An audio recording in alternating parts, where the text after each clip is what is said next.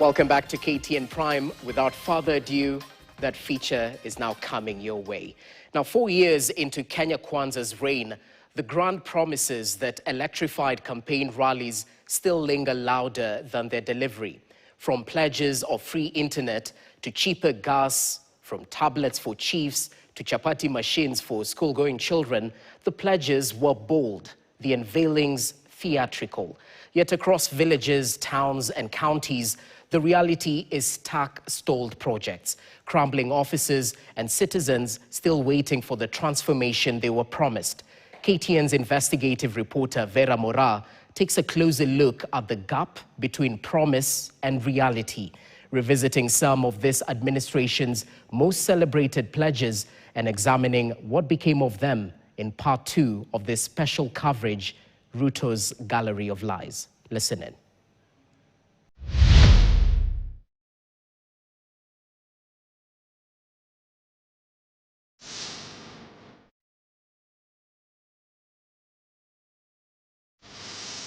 Bottom, watu wa bottom up, watu wa bottom up.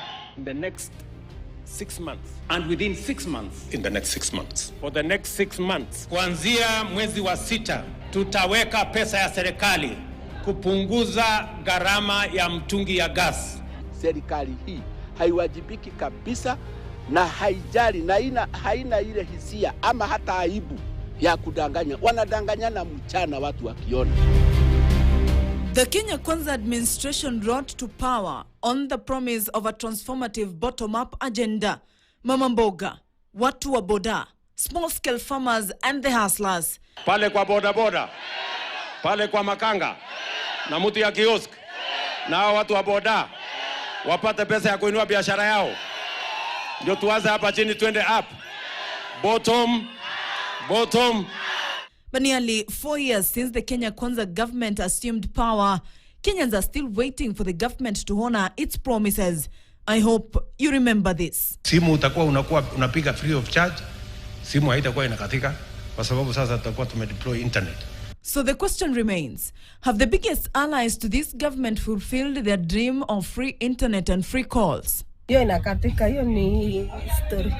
Ukipiga simu ukiwa mahali pa kazi hapa inakatika, hakuna internet, hakuna mawasiliano kabisa, na tuko na huwa kila mara watu wanasema serikali ya mama mboga, na hakuna usaidizi ambao tumepata kama mama mboga. Hapo ndio tuna challenge. Sasa hiyo wifi hatupati. Tulilojiwa wifi na tukatumia 1 month. Hiyo 1 month ilitusaidia kwa advertise kazi zetu, kuuza online, na ikafanya tu 1 month. Wifi imefanya mimi nikipiga picha kwa biashara yangu na post, watu Kenya nzima wanaona biashara yangu, venye inafanya. But it is not only Mama Mboga who are treated to grand promises of internet connectivity and free calls. At State House, Nairobi, a one-of-a-kind event was organized by the president, where chiefs from across Kenya gathered in their finest regalia for what was billed as a historic recognition of their role. And then came the moment designed to steal the headlines. President William Ruto, with his trademark 6 months promise, assured the chiefs that they will soon be armed with tablets, the digital gadgets meant to catapult them into the age of e-government. Kila chief in the next 6 months atakuwa na tablet. Several months down the line, KTN conducted a spot check back in their actual jurisdictions. Many chiefs still lack modern office spaces and are still operating from dilapidated colonial-era structures. And a few literally conduct business under the shade of trees, where the open air serves as both the boardroom and workplace. Here, electricity is not a utility but a luxury. Chiefs in these regions rely on handwritten registers, kerosene lamps, and a word of mouth to manage community affairs.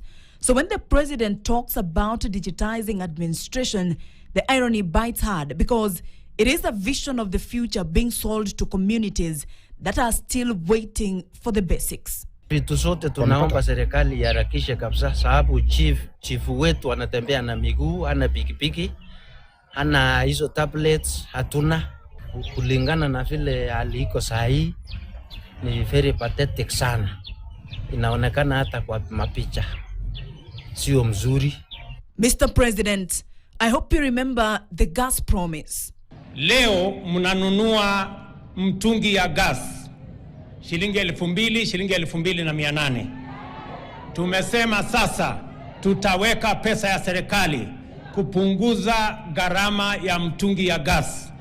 Ile ya kilo 6 mnanunua 2,500, 2,800, tutaishukisha chini mpaka shilingi 500 ama 300.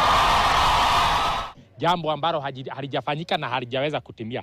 Sasa hii mtungi ya gas kwingine ni 1,000, kwingine 1,100. Hii vile tuna refill gas unapata tuna refill na 1,300 ama 1,350, na ukiangalia sana ni shida sana kwa watu wengine, kwa sababu yule mama mboga ambaye ako klasi ya chini kuweza kurefill hiyo gas inabidi amefanya kazi mingi sana ndio aweze kujaza hiyo mtungi. Mr. President, what became of the free diapers promised to mothers? Or did the pledge get changed before the babies did? I commit to provide mothers of newborn babies with diapers for their children for a minimum of 3 months paid for by the government of Kenya. Lakini mpaka saa hii hakuna mwanamke ambaye anatoka maternity akiwa amepewa hizo diapers. Kwa hivyo hizo stories zote zilikuwa stories za jaba ambazo saa hii sisi kama wananchi tunahimiza wale ambao wanaomba viti wasikuje kutuahidi vitu za maongo, wasituambie mambo ambayo hawanajua hawataweza kutimiza. Tunasikia tukiwa disappointed na hii serikali kwa sababu ilisema mama mboga atatoka chini akienda juu. Sasa tunaona ametoka juu anaenda chini. The little ones are now settled in school, happily enjoying their meals through the school feeding program. And as they learn, President William Ruto pledged to enhance their menu. Ninunue mashini ya kutengeneza chapo. Na nimekubali nitamnunulia mashini ya kutengeneza chapo. Sasa wewe gavana, tafuta mahali ya kununua mashini ya kutengeneza chapo 1,000,000. The grand unveiling of the so-called chapati making machine for the school feeding program. The imaginary was so absurd that Kenyans on social media went all in, mocking the promise as yet another fantasy invention. Memes flew, hashtags trended, and the machine became a symbol of political promises that sound impressive in speeches but collapse under the weight of reality. But perhaps no single example captures the frustration of launch and leave governance better than in Kiabonyoru, Nyamira County. Hapa Kiabonyoru. The president left Gusii residents puzzled after relaunching a stalled road whose construction he first launched when he was the deputy president in 2018. 8 years later, Ruto, now serving as president, returned to launch the same road, but this time around from the far end of the same road, and rebranded it Keumbu, Gachuba, Kiendege, Kemera Road. The road which had stalled after the contractor doing only less than 2 kilometers from Kemera town before being terminated. Watu wa Nyamira. Still in Gusii, while in Nyamira County, Ruto's push to establish a university college in Kiabonyoru has become a bewildering cycle of grand launches, the ceremonial groundbreakings, and the head of state personally presiding over multiple foundation stone events. Yet, the envisioned campus remains largely unbuilt, hovering in the space between announcement and reality. It all began on August 12, 2024, when President William Ruto issued a presidential directive establishing the new institution, setting the vision in motion. Kwa sababu tumeamua hiyo university inakuja hapa, mko na ardhi ya kutosha. Sasa watu wa university ya Kisii mtaenda kupanga ile maneno imebaki, ndio tukamilishe hiyo mpango ya kuleta university hapo. A year later, in August 2025, Ruto staged a state handover, turning paper plans into physical location. On October 2025, the project marked yet another milestone with a groundbreaking ceremony. Yet actual construction only limped into motion around January 2026. Then came April 13th, 2026, when Ruto returned to Kiabonyoru to lay yet another foundation stone while pledging 500 million Kenyan shillings and 300 million Kenyan shillings for hostels.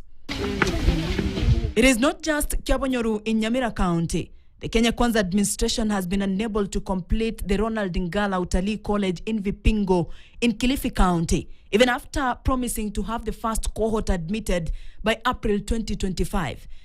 The government had pledged to complete phase 1 of the project, sitting on 56 acres that year, roll out the admission for the first cohort by January 2025, and start training by April.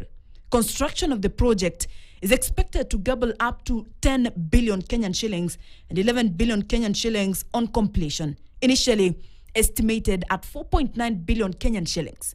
The project has faced long delays, with the first phase costing an additional 1.9 billion Kenyan shillings and still incomplete.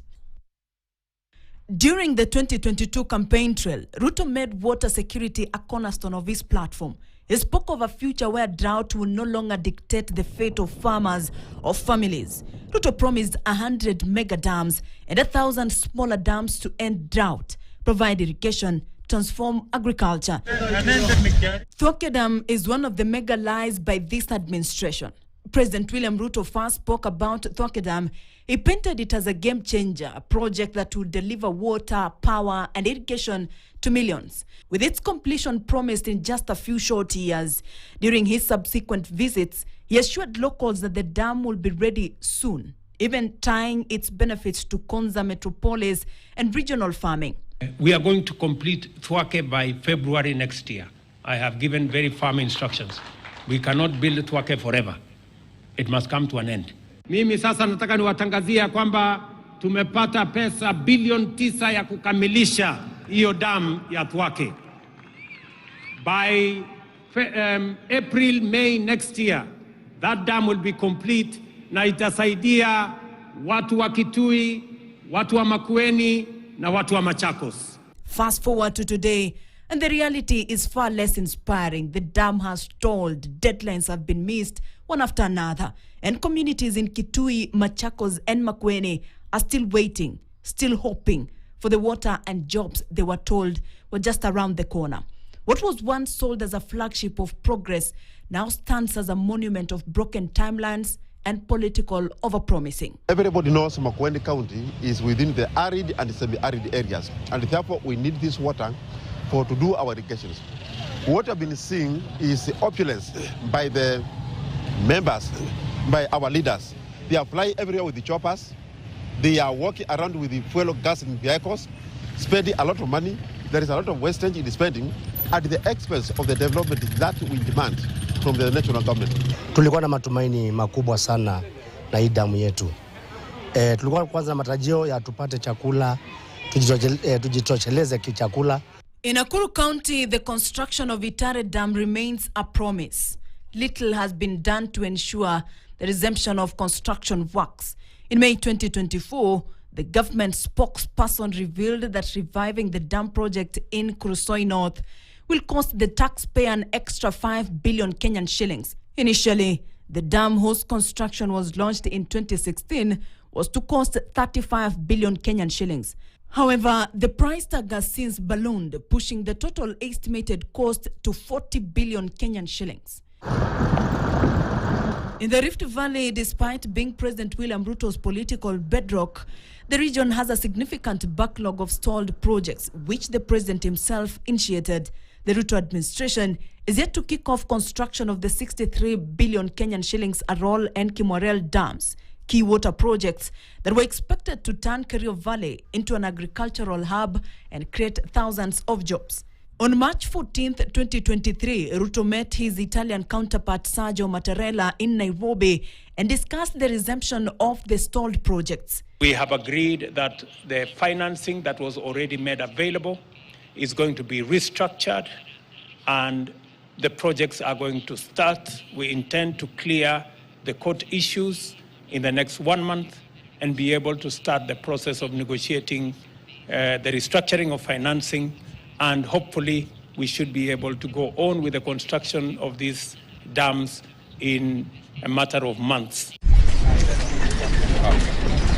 Still in the Rift Valley, the construction of the Karenga airstrip in Belgut constituency has remained stalled since the Mashujaa Day celebrations in 2023. Ameenda kwa njia ya kinyonga.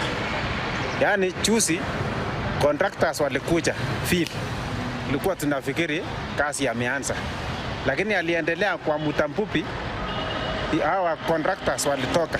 Most of the time tunafika huko tunaona tu kama wanyama, ng'ombe, mapunda wanaenda kukula huko. So we want to excellence the president. This project itusaidie ikamilishwe kama sisi youths ndio tupate kazi. For President William Ruto, the clock appears to have long run out on the promises once made with certainty and conviction. What were presented as firm timelines have since dissolved into years, while the silence of unfinished projects continue to grow louder. And so, Mr. President, the nation asks, was it ever about service or survival? Vera Mora, KTN.